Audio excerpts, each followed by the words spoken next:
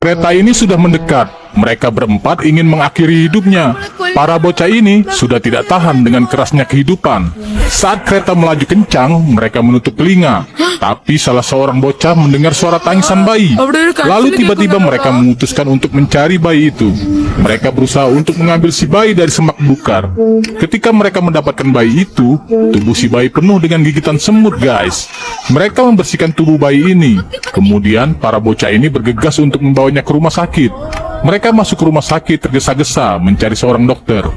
Dokter menanyakan mereka siapa dan bayi ini dari mana. Bocah ini bilang kalau si bayi adalah saudara mereka. Seluruh tubuhnya digigit semut, kata si bocah. Lalu dokter menyuruh perawat untuk memeriksanya. Bayi ini kemudian diobati. Mereka menunggu dengan cemas. Tak lama kemudian, dokter dan perawat ini menemui mereka. Dokter bilang si bayi selamat, namun kondisi bayi ini masih lemah karena belum makan. Kemudian mereka jujur mengatakan kalau mereka adalah anak yatim. Si bayi mereka temukan di semak. Lalu si dokter menyuruh perawat untuk mengambil susu. Kemudian dia bilang apa yang akan mereka lakukan pada bayi ini. Bocah ini mengatakan kalau bayi ini telah membuat mereka hidup saat mereka ingin mati. Mereka ingin merawat bayi ini dengan taruhan nyawa mereka, lalu bekerja keras untuk menyekolahkan dan mendidiknya. Oleh karena mereka anak yatim, lalu dokter ini menawarkan mereka untuk tinggal di gudang depan. Mereka tersenyum menyambut tawaran si dokter. Melihat bayi ini sudah membaik, mereka berempat berjanji untuk menjaganya. Gudang ini dibersihkan oleh para perawat dan diberi perlengkapan untuk bayi. Mulai hari ini, mereka tinggal di gudang ini. Mereka bekerja keras untuk merawat si bayi, mengajaknya bermain dan berjalan di taman. Mereka sangat bahagia. Preman yang mengganggunya waktu itu dilaporkan oleh dokter dalam kasus penculikan anak. Kemudian preman ini ditangkap. Seiring berjalannya waktu, anak ini tumbuh besar dan mulai bersekolah. Di sebuah tempat mereka tertangkap. Preman ini dendam kepada mereka karena telah membuat dipenjara selama 5 tahun. Saat preman ini akan menghunuskan pisaunya, tiba-tiba bocil ini datang melihat kejadian itu, lalu melemparkan batu ke arah si preman. Seorang bocah akan ditusuk pisau oleh preman. Bocil ini menantangnya dengan berani. Ketika si preman akan menusuknya dengan pisau, bocil ini lebih dahulu menusuk jantung pisangnya. Semua kakaknya kaget melihat kejadian itu. Perawat memberitahukan kejadian itu kepada si dokter. Bocil ini duduk di depan rumah sambil memegang pisau. Dokter menemuinya dan bilang, "Apa yang kau lakukan, Rama?" Si bocil mengatakan, "Mulai hari ini mereka yang belajar dan aku akan bekerja." Keesokan harinya, dokter ini mendaftarkan mereka semua untuk sekolah. Kepala sekolah menanyakan siapa anak-anak ini. Dokter ini bilang, mereka semua adalah anak-anaknya. 20 tahun kemudian di sebuah tempat, istri-istri kakaknya bersembahyang. Mereka memohon kepada Sang Pencipta agar keadilan menang, karena ada bahaya yang mengancam keadilan itu. Lalu wanita ini memecahkan kelapa. Tiba-tiba, seorang pria bertarung menghajar musuh-musuhnya. Dia menghabisi mereka semua, dan saat terakhir kali, pria ini membunuh bosnya. Dia pun terbangun dari mimpi, lalu jatuh mengenai pot. Kemudian potnya pecah. Anak-anak kakaknya mengatakan pamannya bermimpi. Semua istri kakaknya menanyakan mimpi apa. Pria ini mengatakan membunuh. Anak-anak ini bilang dia membunuh seseorang. Semua istri kakaknya khawatir. Lalu seorang istri kakaknya bertanya, apakah dia membunuh seseorang? Pria ini mengatakan bahwa dia telah membunuh, tapi dalam mimpi. Kakak ini bilang kalau dia sudah berjanji dengan saudaranya untuk tidak berkelahi dan membunuh lagi. Sebagai hukumannya, dia harus memasak hari ini. Pria ini kemudian pergi ke dapur dan memasak. Saat dia memotong-motong sayur, tiba-tiba ada seorang gadis datang untuk mengundang mereka semua ke pesta ulang tahunnya malam ini. Dia juga mengundang pria ini untuk datang memasak di rumahnya. Dengan sombongnya kemudian gadis ini pergi. Semua istri kakaknya marah. Dia diperlakukan seperti itu oleh si wanita. Mereka menyuruh Rama untuk datang malam ini dan membuat gadis itu tergila-gila. Di malam harinya, saat pesta ulang tahun, Rama beraksi. Dia menari-nari guys di pesta ulang tahun itu. Aca-aca, aha! Mobil box ini ditangkap petugas Panwaslu. Para polisi bersiap dengan senjatanya. Mereka membuka paksa gembok mobil, lalu memeriksa isi dalamnya. Ternyata di balik tumpukan karung, ada banyak surat suara bodong guys. Calon bupati ini datang ke kantor Panwaslu. Dia marah-marah kepada komisaris Panwaslu karena telah menangkap mobil itu. Kemudian dia meminta agar mobilnya dikembalikan. Lalu dia menyuap komisaris ini dengan uang 25 miliar di dalam sebuah mobil yang telah dia siapkan. Tapi komisaris ini malah mengambil kunci dan berterima kasih kepadanya karena telah mengakui uang suap itu miliknya. Kemudian dia menyuruh si petugas untuk mendiskualifikasi orang ini. Tiba-tiba calon bupati ini marah dan mengancam si komisaris akan menyuruh para anak buahnya membunuh seluruh keluarga komisaris. Dia mengatakan ini adalah daerahnya dan dia akan menang pemilu. Lalu dia menggebrak meja dengan keras. Rama yang mengetahui hal itu marah besar karena kakaknya diancam. Dia datang dan mengejar seluruh anak buah calon bupati. Satu persatu dia remukan ginjalnya, guys. Musuh-musuh hancur disikatnya, guys. Kemudian dia masuk ke kantor kakaknya, lalu memberi pelajaran kepada calon bupati ini. Dia menendang, memukul, dan merobek pakaiannya. Calon bupati ini dilemparnya keluar. Semua wartawan meliput kejadian ini. Rama menghajar calon bupati ini sampai bonyok. Dia menghantamnya tanpa memberi ampun. Kemudian polisi datang untuk mengamankan situasi. Polisi ini mengatakan kepada komisaris bahwa sesuai aturan adiknya Rama harus ditangkap karena memukul kandidat atau pergi meminta maaf. Berita pemukulan itu viral di seluruh media. Ketua partai ini sedang menonton siaran itu. Lalu polisi datang untuk mendamaikan masalah yang terjadi. Tapi ketua partai ini marah dan akan membunuh semua keluarganya. Si polisi bilang jangan lakukan itu karena dia adalah petugas pemilu dan memohon padanya agar memberikan kesempatan untuk memaafkannya. Beberapa lama kemudian, komisaris datang membawa adiknya Rama untuk meminta maaf. Kepala partai memandangi Rama, tapi Rama cuek saja. Lalu kakaknya si komisaris ini menyuruh Rama untuk meminta maaf. Lagi-lagi Rama seperti acu tak acu meminta maaf. Saat ketua marah, pria ini lebih marah lagi menggebrak meja.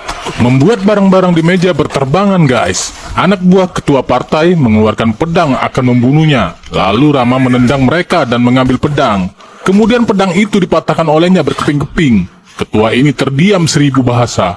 Rama tidak gentar sedikit pun akan ancamannya. Anak buah Pak Ketua ngeri melihat dia, guys. Akhirnya, Rama dan kakaknya si komisaris ini pergi meninggalkan mereka. Polisi bingung harus ngapain lagi. Di rumah, Rama mengatakan dia sudah meminta maaf kepada mereka dan mencium kaki ketua partai sambil menangis. Dia tidak mau hal ini diketahui semua kakak iparnya. Rama sangat menyayangi mereka dan sudah berjanji untuk tidak berkelahi. Karena dia berkelakuan baik, lalu semua kakak iparnya memberi dia hadiah sepiring makanan. Istri komisaris ini menanyakan suaminya mengapa. Dia bilang takut sama keberanian adiknya si Rama. Karena ketika ada seorang pemberani bersama kita juga akan mendapatkan keberanian, jawab suaminya.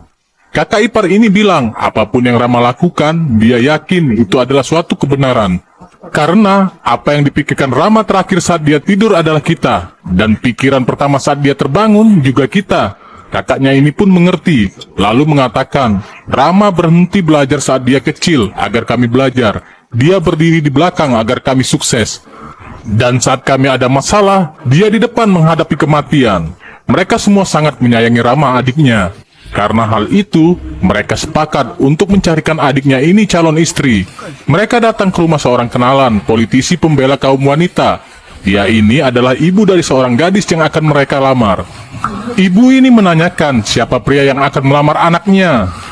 Kakak ipar ini mengangkat tangan Rama. Si ibu langsung melihat penampilan pria calon suami anaknya ini. Saat gadis ini berolahraga, ibunya telepon menyuruhnya datang segera. Rama menunggu gadis yang dicomblangi oleh kakak iparnya ini. Gadis cantik ini menemui pria yang akan melamarnya. Ibu ini memperkenalkan anaknya. Dia bilang sengaja tidak merias anaknya, karena inilah penampilan dia yang sebenarnya. Kemudian ibu ini menyuruh mereka berdua untuk saling berkenalan. Mereka pun saling memandang. Mata indah gadis ini menusuk ke jantung Rama. Saat ini hati Rama berbunga-bunga. Tiba-tiba ibunya menghentikan mereka, lalu menanyakan berapa mahar yang akan mereka berikan. Nah, di sini mereka kena mental, guys. Lalu ibunya membuat beberapa persyaratan untuk perkawinan ini. Pertama, melahirkan tidak lebih dari 2 anak. Kedua, putrinya tidur jam 9 dan tidak boleh diganggu. Ketiga, saat dia bangun pagi harus dibuatkan kopi.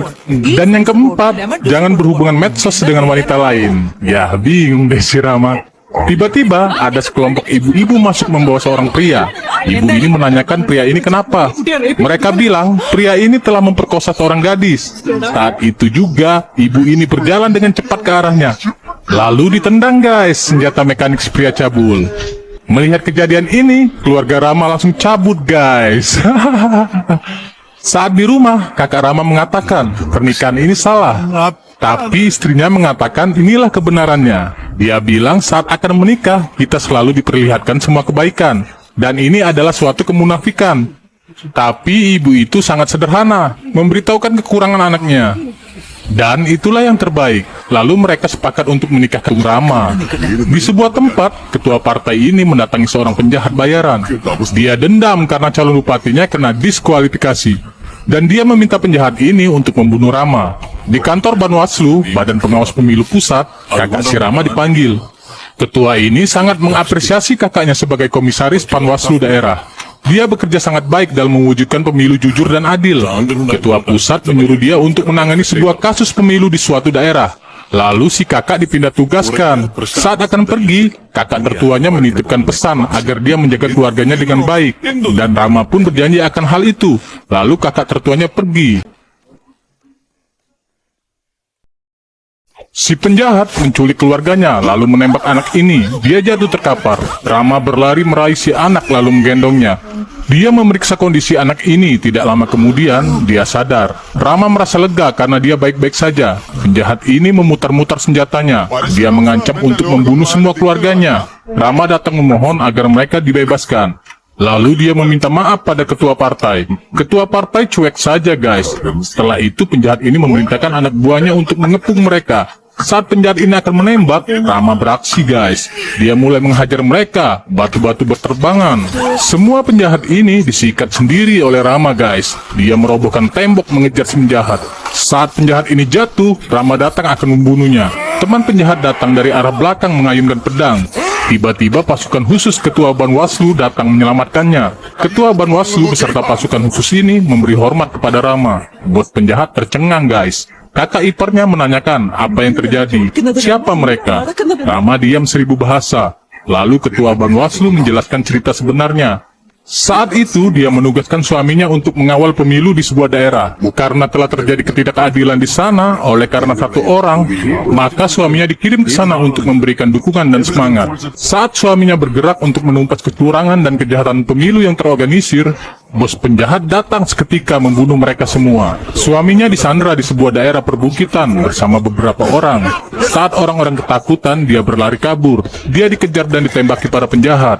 Lalu, dia bersusah payah menelpon Rama. Hari itu Rama di bandara akan pulang. Mendengar ada panggilan telepon, dia mengangkatnya. Saat dia mendengar kakaknya dalam masalah, Rama langsung datang membantu mereka. Dia berhasil menyelamatkan semua orang, tapi ketika dia baku hantam dengan bos penjahat itu, suamimu ditikam pisau oleh bos penjahat. Rama marah dan menghajarnya sampai tak sadarkan diri. Lalu dia membantu suamimu, tapi suamimu tak terselamatkan. Istri kakaknya mendengar itu sangat shock. Dia memandangi Rama dan menangis. Rama bilang dia tidak sanggup untuk memberitahukan hal ini kepada kakak iparnya. Dia tidak sanggup melihat anak-anak kakaknya tahu. Dan dia tidak mau kakak iparnya sedih. Saat itu, kakak ipar ini datang langsung memeluknya. Lalu semua keluarga ikut memeluk Rama. Mereka berbagi rasa duka guys. Kemudian mereka sekeluarga pergi ke daerah itu untuk melihat makam almarhum.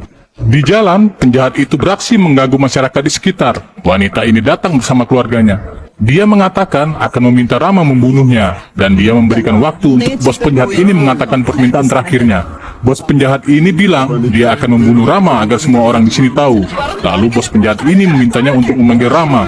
Wanita ini dengan kuat memanggil Rama adiknya itu. Rama datang mendobrak tembok guys. Mereka baku hantam, saling banting-bantingan.